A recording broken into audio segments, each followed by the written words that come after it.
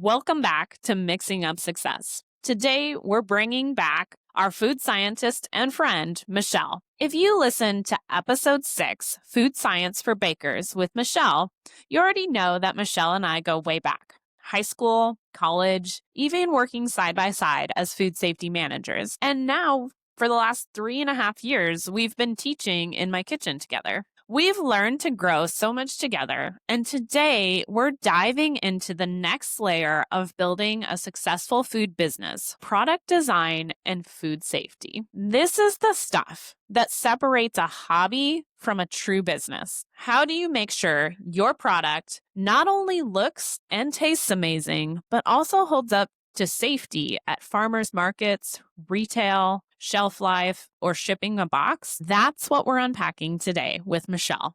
Welcome back. Hi, Dani. I am very excited to have you on this, and I am afraid that we could spend Far too long. a really long time talking about this, especially because we kind of go down rabbit holes. Yeah, podcast security. We will, I'm sure, have many episodes come out of today. But today I want to keep it high level again. I want to talk about what are some of the things that any food business really needs to think about in terms of product design and food safety. You know, especially as a lot of small businesses start, they're looking for some type of market to sell. And so the market that I often think of is like a farmer's market. And as a baker myself, that feels like a trap for my product, just in the sense of managing temperature and heat and all of those things. And so it's been one where I don't even attempt. Plus, it takes up so much time. Yeah, well, there's that aspect too. But just from a product standpoint, the variability in temperature in selling outside, it's super hard on my product, Yeah. a cookie. Yeah. A cookie melts. Yes. So that's where I come from in thinking about, okay, I have this great product. What are some other things that we need to think about when we're wanting to sell a product and keep it food safe and quality safe, like maintain the quality of the product? Yeah, I get faced with this challenge quite often, actually, in my professional life. And I'm going to give you a good example of tamales. Okay. I know it's not cookies. I know you're a cookie gal. We can all relate to a tamale. Tamale. Everybody loves a good tamale, right? Yeah. Okay. You make the best tamales for your friends and family at Christmas. They say, "Oh my gosh, you should really sell these. These are so good." And you think to yourself, "Oh yeah, that would be a great way to make some side money." These are all very legitimate questions. However, where are you going to make the tamales? In a licensed kitchen? In your home? In a restaurant? Are you going to buy them pre-made? All of these questions that are really the foundation of this idea, right? Okay, let's just say you do have a commercial kitchen like Dani has, and you're able to produce them in a licensed facility. Are you cooking them there? Or are you cooking them at the farmer's market? Do you have all the equipment to be able to do that? If you cook them at your kitchen, how are you transporting them? How are you going to keep them hot? How are you going to keep them hot? How are you going to keep them hot at the farmer's market? Or are you going to be selling them cold? And if you sell them cold, how are you going to tell your customers how to cook them? And if your customers are cooking them, how are you ensuring that they're getting the same eating experience that you would provide if they were in your kitchen? All of these questions are fundamental to any product that you are creating.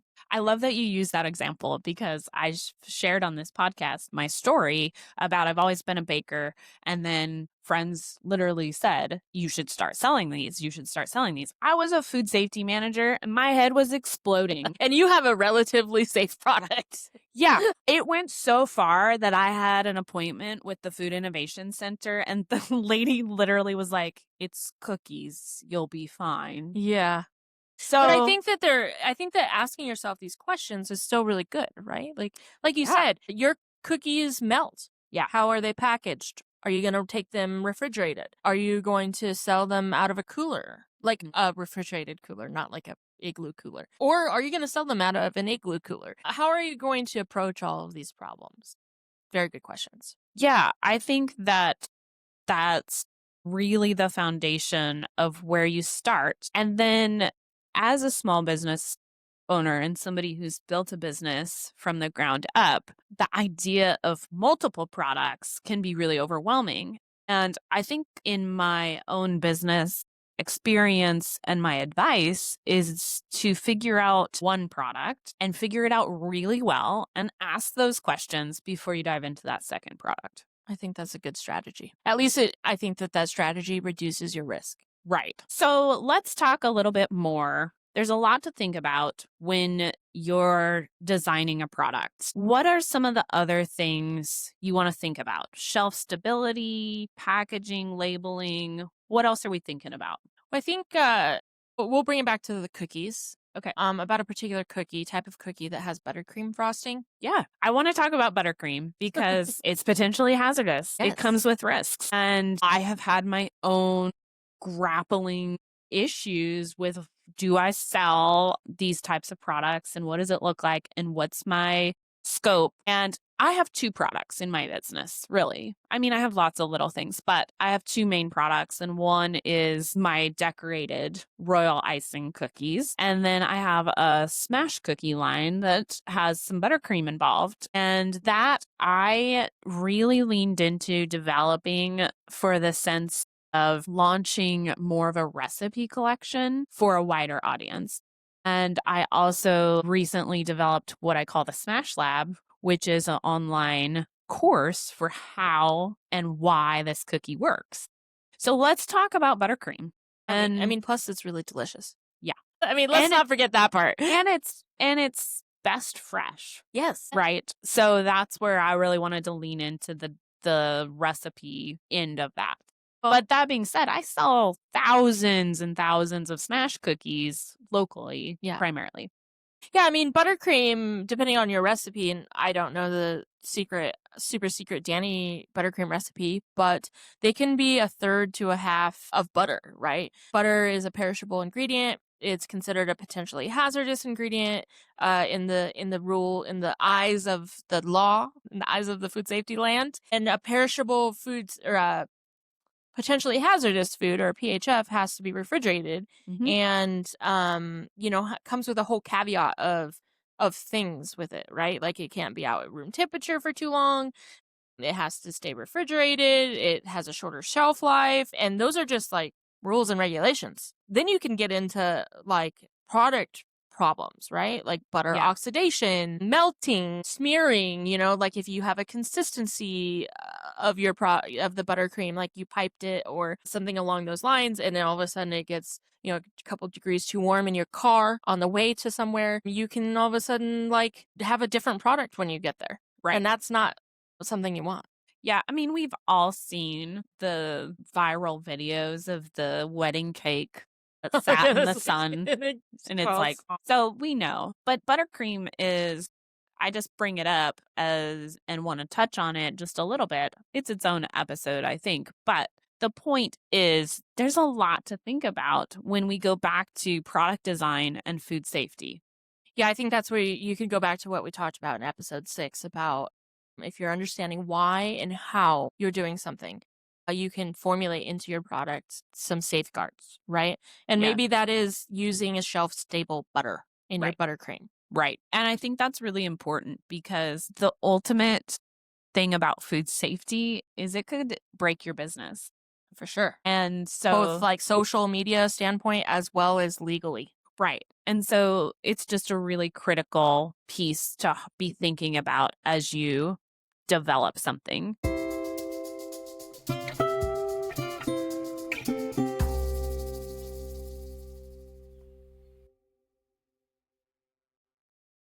Do you have anything else you want to add when we're talking about product design and things we should think about? Yeah, there's some fundamental aspects of all food products. And the things that I want to talk about is water activity. And the things are barriers to the growth of microorganisms, right? So water activity, pH, and storage, and Brix, right? Brix and water activity can kind of quasi be related.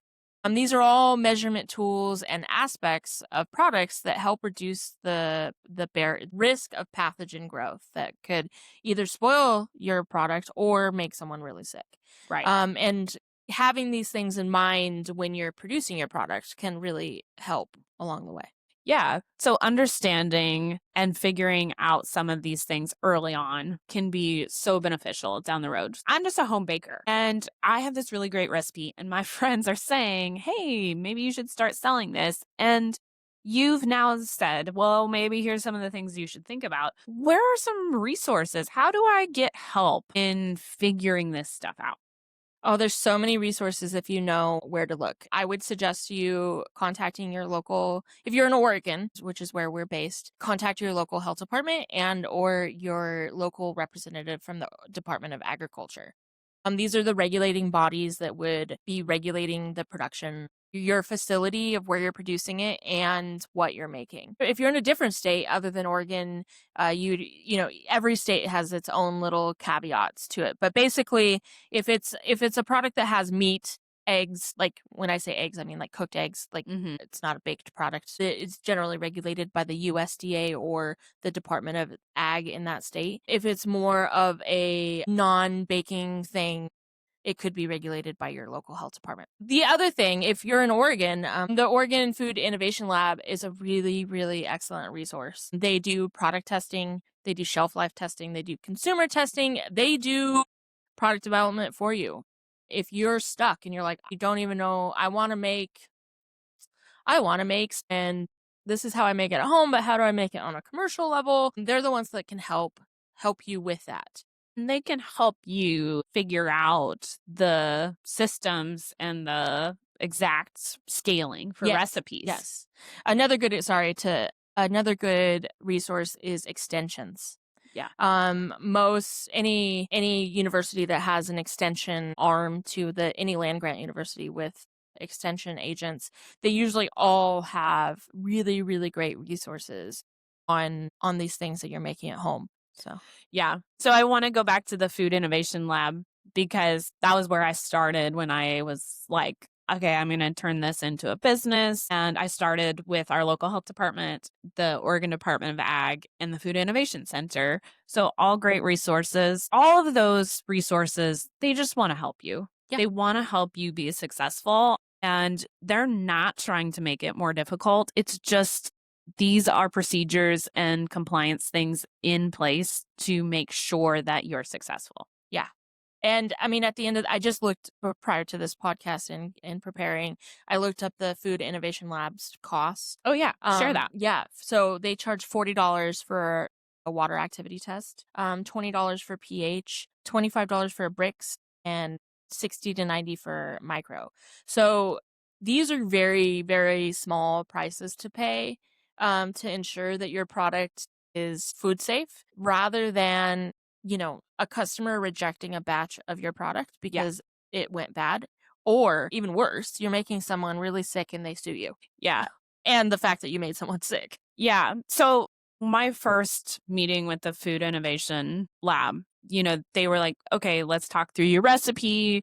They talked a little bit about the risks, and they talked about it's a very safe, low risk product, right? And they said your bigger concerns are quality. Yeah. Right? It's not food safety, it's quality. And I actually did some water activity testing on product because I was worried about shelf stability and at what point does quality really start to turn. Yeah. I mean, those guys, well, there's product testing labs all over the United States, all over the world, really.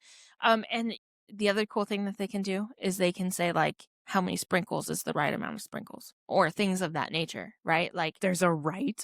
Yeah. So you mentioned in episode 6 that you did some sensory testing at Oregon State in college. Yeah. Mm-hmm. Yeah. So that's one of the cool things. Yes, it costs money, but if you're working with a really expensive ingredient in your product and you're like, can I get away with using 50% less, and you're still getting the same eating experience from a customer, that can save you a ton of money, right? It can save you so much. If you extrapolate that over time.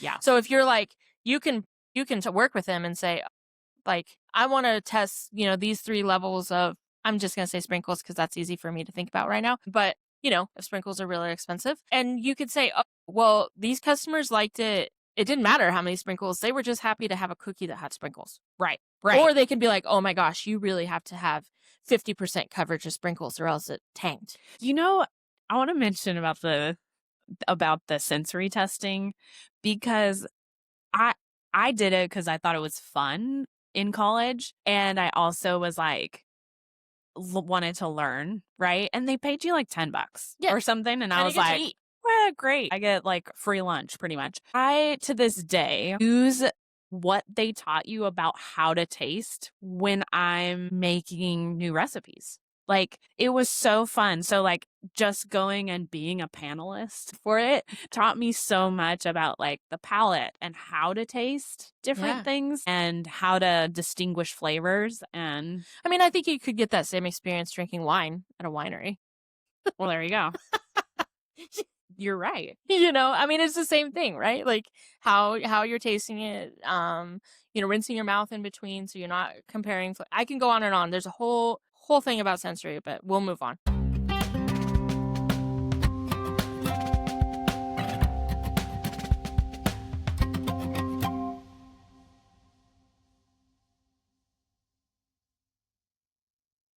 All right. So, one of the things that I felt was vitally important in starting my cookie business was making sure that I had some consistency and kind of a solid brand and solid product that could be recognized. How do we think about that in product design, and how does food safety play into that? Yeah, I mean, I think that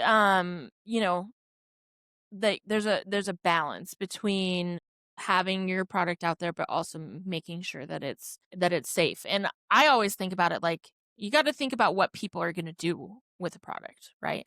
And a great example of that is peas. All right, let's talk about peas. Frozen peas. Frozen peas. Here Frozen we go. peas. Okay, so all bags of frozen peas say cook to an internal temperature of 165 degrees or cook peas, right? Okay. Yeah. How many people make pea salad? Yeah, I make pea salad. Do you cook your peas before you put it in the pea salad? No, I just defrost them. Exactly, right? So you as a finished customer skipped through the whole thing of how any pathogens will be destroyed. So right? now I'm liable for my problem. Yes. So if you get sick, if your tummy gets upset, it's because you didn't cook the peas, right? And they told me. Yeah, they did tell you on the package. And so really like thinking about how people are going to use a product in the end, you need to formulate the product in the beginning. Right. And in the eyes of a pea manufacturer, if they made their product ready to eat, which is doing all sorts of things in the manufacturing process to make them free of pathogens, basically, your peas would cost like $5, right? You're not going to pay that. Right. You're going to pay you want to pay like $1.99, 99 Mhm. cents for a bag of peas. So that's why they stick that little label on there that says that you need to cook them. But it can be a problem, right? Like, Well, yeah, I want to add fresh fruit to something. yeah, sounds great, right? You're Yeah, being healthy. You're being gonna healthy. be beautiful. Yeah. But now you have opened up a door of regulations and opened up yourself up to liability, right? Where did you cut the fruit? Was it wash, rinse, sanitize, air dry? Was it go through a sanitation process? The knife? Did you wash your hands? Did you wash the fruit? All of these things that it's like all of a sudden no, for a long time, no one thought that melons would make you sick. And then all of a Right. sudden there's the cantaloupe thing, right? Mhm. And people die, right? And no one thought that was something that could happen. Okay. I mean, just in actually, case- even flour, to be honest with Yeah. you, I don't know if you're going to mention Well, flour. two things. First, tell us what happened in the cantaloupe in case somebody missed it. Oh. So, in case some of our listeners don't know exactly what happened in the cantaloupe, explain what happened.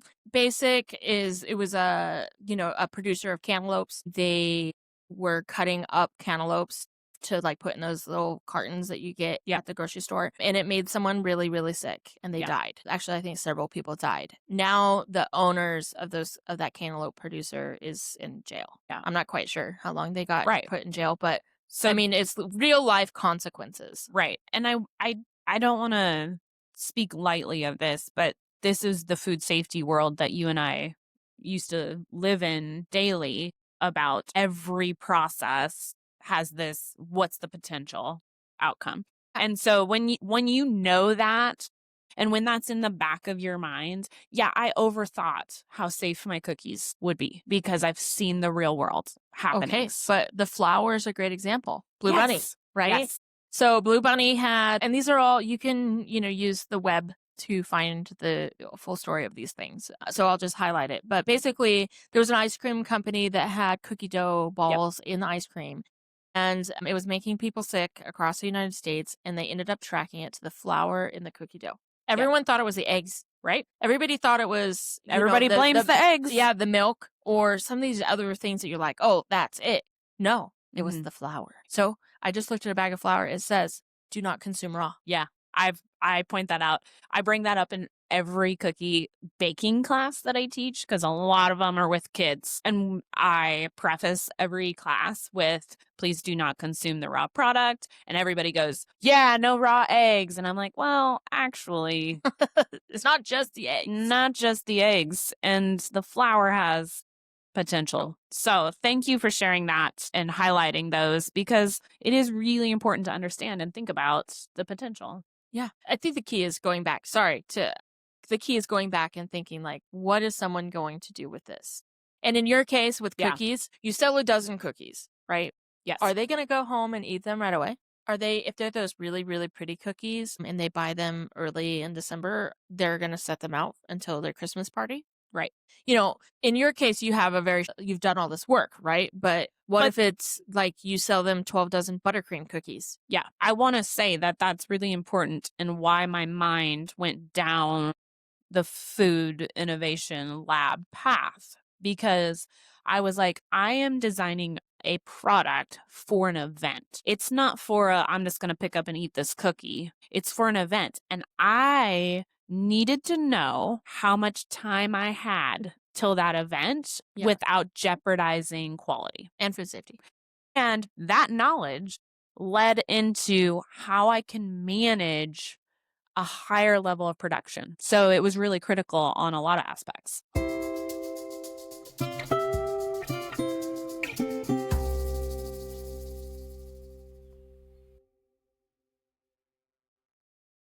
All right. Let's talk a little bit about your brand voice and following food safety rules because I don't want to lose my product or my brand because of like a compliance thing that's like, you can't do that. I mean, there's some things that are just going to be that way. Yeah. But let's talk about it. Yeah. I mean, you could go down a road of making a product, packaging it, or displaying it in a way, and then all of a sudden it catches the eye of your local health department or your local ag inspector, and you have to go back. They'll come to you and say, you can't do this. Then all of a sudden, your inventory, everything you sold and everything you're going to do is mute, right? Like you either have to repackage, rebrand, resell, or you can't sell, right? It's outside of the regulatory scope. The second way that I was thinking about was you make someone sick or they had a very poor experience. Maybe you didn't make them sick, but it was like quality it was like, that didn't taste good. Yeah. Well, A, they're not going to come back and buy anything from you. And B, they're going to tell all their friends. And C, they may even be on the internet or social media to trash you or bad Google review. Yeah. Which nowadays are all definitely things that you have to think about. Yeah. All the time. Yeah. And can be extremely detrimental. Yeah. Could break you. Yeah. So I do want to say on like the product label and all of that stuff, many, many, many, many small businesses just put something out there and then have to rework it, right? Yeah. Like, unfortunately, that happens quite frequently. Yeah. And I think the other thing to think on, like, what is the goal? The goal is to, like I mentioned in episode 6, to go gangbusters. Your product sells out and you have to start making more. Then all of a sudden you grow beyond your little kitchen and then you have to find a bigger space. Well, if you haven't pre-thought about all of that when you're designing your initial thing, all of a sudden you're having to switch things out into a different process or different ingredient, different supplier, which then changes your product. Just a product change can break you. Think about when products change labels in the grocery store and you walk down aisle 6 and you're used to seeing your Oreos in the same format and you know exactly where it's at. And then they go through, the company goes through some sort of rebranding and A, they change the front of the package and B, they put it in a different part of the store. you're not going to take the time to go find it. Right. You're going to be like, I'll get a different cookie. I mean, this is like super extreme example, but it happens all the time. Yeah, and there's a whole thing about product placement and all of that Yeah, I mean, in that's stores. But the point is that I wanted to emphasize as a small business owner is that don't beat yourself up if you need to rework something. It happens to all of us. And just go back and do the homework and bring in the resources and get it right. I also want to share in scaling product that I have had my own just disasters in and or supply chain issues. I was in business during COVID and you couldn't get consistent product. Remember when you couldn't get eggs? Yeah. Or they were like really expensive. Right. And then everybody's like going to the backyard chicken. The backyard chicken egg is different than the store-bought egg. Yeah, I mean, regulatory shouldn't be doing that. Right. But also, like, a backyard chicken is completely different than right. Costco chicken eggs. Right. So there's just a lot to think about in consistency and keeping your brand consistent. It would be more detrimental to make your product with a backyard chicken egg than all of a sudden you get big and you don't have enough backyard chickens and you go to a conventional egg. Yeah, that's a really good point. I'm glad you brought that up because a lot of people start with, their backyard chickens and that's fine. But if you need a scale, I mean, the other thing that just popped in my head is if your recipe calls for chicken stock, and you make your own chicken stock at home for your recipe, all of a sudden you're gonna really hate making chicken stock. Right. That's like a whole day. Whole day, we're just gonna make chicken stock. All day. These are the things to think about, right? Yeah. Is like your product, unless you're willing to put the money and time into it forever and always, you need to step back and think of the reasons what you're doing and how this is going to be. You're able to do this day in and day out to be able to provide a consistent product for your customers. I also want to talk a little bit about you don't have to scale. Oh, yeah. Maybe my business is a home licensed bakery and I have, X amount of products that I do and I scale them to a certain level and I stop. Yeah. Right. And that's okay. Yeah, that's fine. But you have to have a plan and kind of know where you're going. Yeah. And what you're doing. Yeah. I think you're the business side of this, but I mean, that's also, you need to be willing to upside. Like, if you're selling out, raise price, right? Right. Like you're making things at home, you're doing it by hand, you're making that chicken stock from chickens, that sort of stuff, and it's really good and it's selling out and you can't keep enough inventory and you're like getting the feeling that you should start getting bigger. Well, there's also an opportunity just keeping the same business model. Yes. Right? Yeah. And just raising the price. You created your own demand.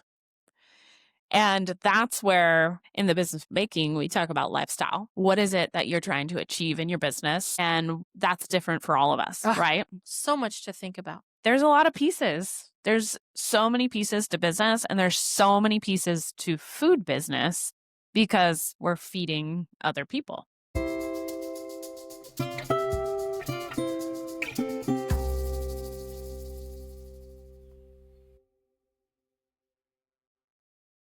I realize that for a lot of people listening in, this might feel a little overwhelming. Oh, for sure. So can you share again with us some resources of how we can get help when we're thinking about product design and food safety? Yeah, reaching out to your regulatory authority, whether or not that's the local health department or your state department of ag. I mean, we're in Oregon. That's how it works in Oregon. Whatever is happening in your state the second thing is your local extension agent. If you're in a state that has a land grant college, there's usually an extension agent. They can help you get in contact with the university. There's a lot of schools of food science across the United States. And then here locally, the Food Innovation Lab in Portland is a great resource. And also I was thinking about it as we were talking.